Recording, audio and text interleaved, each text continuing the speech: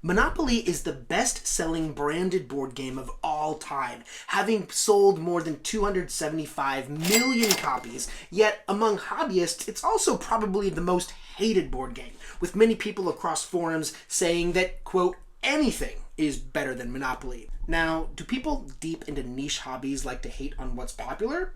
Sure, but in this video we'll talk about some of the reasons why Monopoly might not be all that it's cracked up to be by comparing it to 5 games that encapsulate the classic fun of Monopoly that made it such a success while avoiding some of its pitfalls and are altogether better.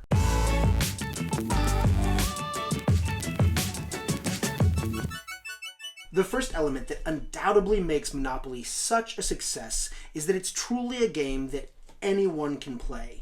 The rules are so simple and intuitive and immediately lead to tangible rewards. Roll a die, move a certain number of spaces, and then decide how you want to spend your money. So every game on this list has to have a similar level of complexity. But that's not all, because the game also has a certain element that is quite addictive. It has a primitive form of what hobbyists today call an engine builder. Monopoly does that because first you're buying properties, then you're buying sets of properties, then you're developing the properties, and each time you're getting more and more money. Games that have an engine builder are hard to walk away from because every turn it just feels like the next turn has the potential of being so much better. That's why the first game on this list is Machi Koro, or Machi Koro 2, which is the revised edition of the original Machi Koro. Machi Koro is a game for 2 to 5 players, and almost every turn, players are going to be using their money to buy a property, much like Monopoly. The thing that makes it different, though, is that at the beginning of every turn, the players roll dice, and rather than using the result of those dice to advance on a track, the result of those dice trigger certain properties to provide you with income. Not only do they trigger the cards that you have, matching the number on the die, but they trigger the same cards for everybody else at the same time. So this is a game where at every turn, people are receiving money for the cards that they've built so far. Then they use that revenue to buy more cards, and in the same way, it's got this engine building effect to it. Now, the pitfall that Machi Koro 2 avoids is that whereas in Monopoly, your strategy is forced by the spaces that you land on, in Machi Koro 2, you have some agency over what strategy you want to choose, because every turn you can select from multiple properties. This is really where all of the fun comes in, because you can strategically choose cards that synergize off of each other. Like Monopoly, the turns in Machi Koro 2 have a uniform structure to them. Every turn you roll the dice, you trigger your cards, and then you use your money to buy additional cards. The progress in the game, however, is marked by players who achieve enough revenue to buy certain cards that are benchmarks towards triggering the end game. Now, real quick, if you're not already familiar with my channel, I want to introduce you to this rating system that you saw. This is what I call the perfect board game attributes, and it's how I categorize games by their characteristics of gameplay. If you'd like to learn more, I do have videos about the rating system, or you can just go to theperfectboardgame.com, which categorizes games by their profile. And you can even take the Perfect Board Game quiz to find the perfect board game profile for you. It also has deals and recommendations and videos, much more on theperfectboardgame.com. Now, let's get back to the list. Moving on to my next recommendation, let's talk about another classic element of Monopoly. And that is that the game has a very, very light lesson in financial literacy. In Monopoly, it's paying rent and mortgaging properties. There's just enough content in there to be instructional for an elementary school child, for example, but it's something that enriches the game's quality. And it does this without requiring too much work on the part of the players. Now, in modern board games, there are a lot of games that will simulate an economy, and to the degree that they simulate an economy, they can have different levels of complexity in how involved those games can be, or how difficult it is to learn the rules. Now, Monopoly doesn't try to do that. It doesn't try to simulate an economy. It's just very basic, like flat rates for mortgaging different properties and for rent at different levels. So in this way, I want to avoid any games that are too in-depth with financial content, yet get something that nevertheless strikes a lesson that is appropriate for a primary school. So for that, my recommendation is Raccoon Tycoon.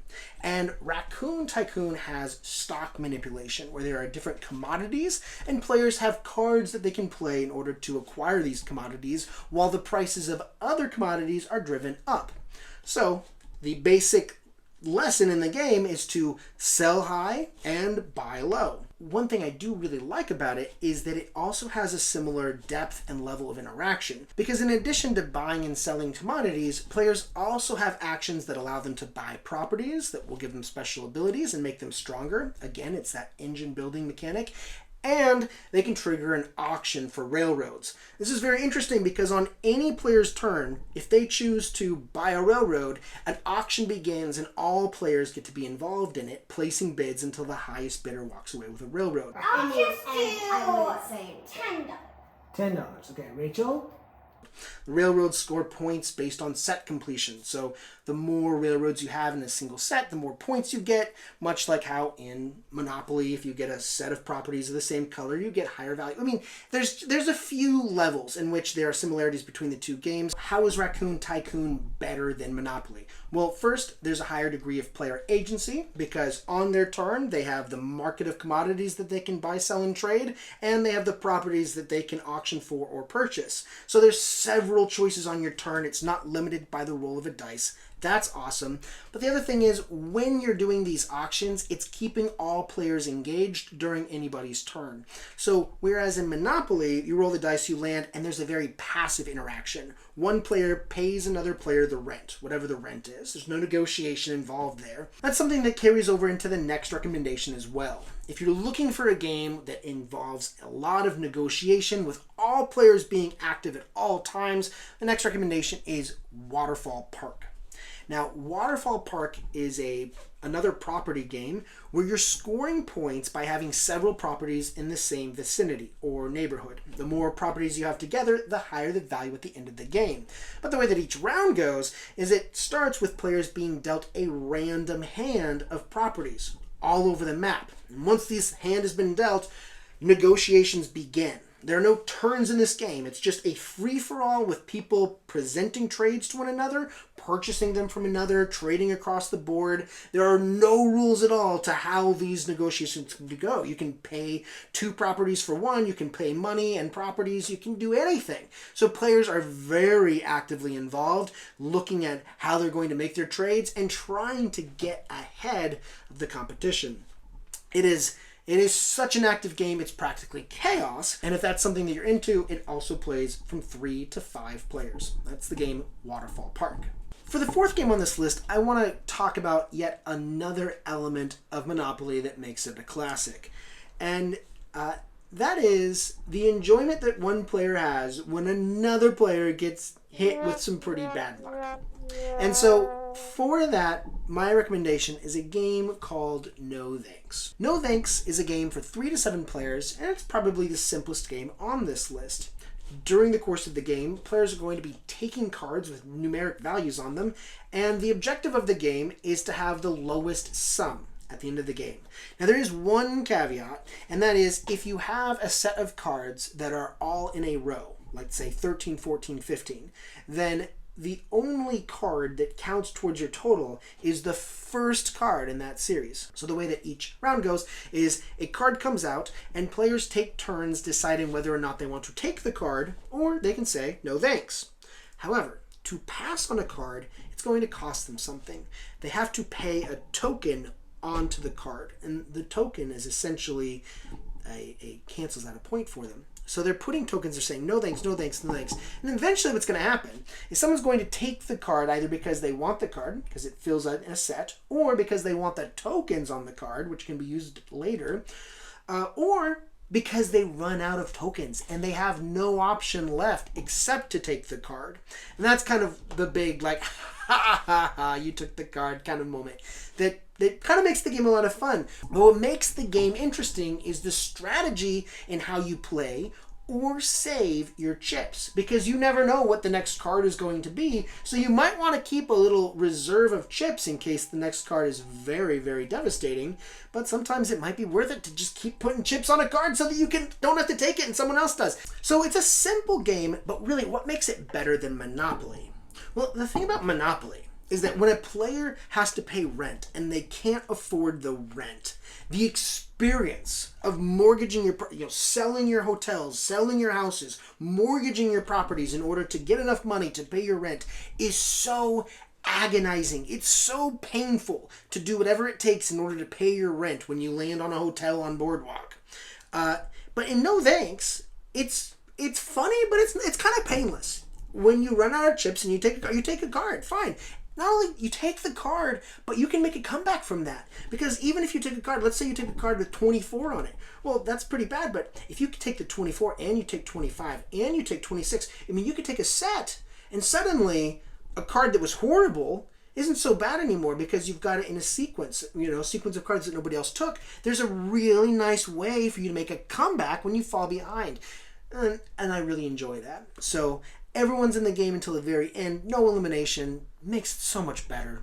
The game No Thanks. Before I go into my final recommendation, I wanted to mention a few honorable mentions. So the first two are games that you'll find if you do a search online for alternatives to Monopoly. You're gonna come across a game called Acquire. Acquire is another property acquisition game, but it's a little bit more robust with the way that property and stock and money is managed in that game, which is why I left it off the list. However, it's definitely an excellent game. It also came out in the 1960s, though, so it's a different era of board games. All the other games here are after the year 2000, at least. So that's one. The other one is the game Catan. Now, most people have heard of Catan. It's also a very immensely popular game, but it's probably the second most hated game in the board game hobby because it's got a kingmaker quality to it. So I left that off the list. In fact, I also even made a game list called 5 games that are better than Catan. Then finally, some games that are worth considering. There's one called For Sale, which I almost put on the list, but I replaced it with No Thanks because the two are similar in complexity, and I think No Thanks is more fun. And then also Vegetable Stock, which is a game about the changing prices of vegetables, kind of like a simpler version of Raccoon Tycoon, where it has the changing commodities. And then my Patreon supporters had a few recommendations as well. So I want to say thank you to my patrons. If you're interested in becoming a patron, you can check out the description. Their recommendations were Chinatown, which again, that was re-implemented by Waterfall Park. Stockpile, which is a little bit more financially, thematically deep. Maybe too deep compared to Monopoly, but an awesome recommendation.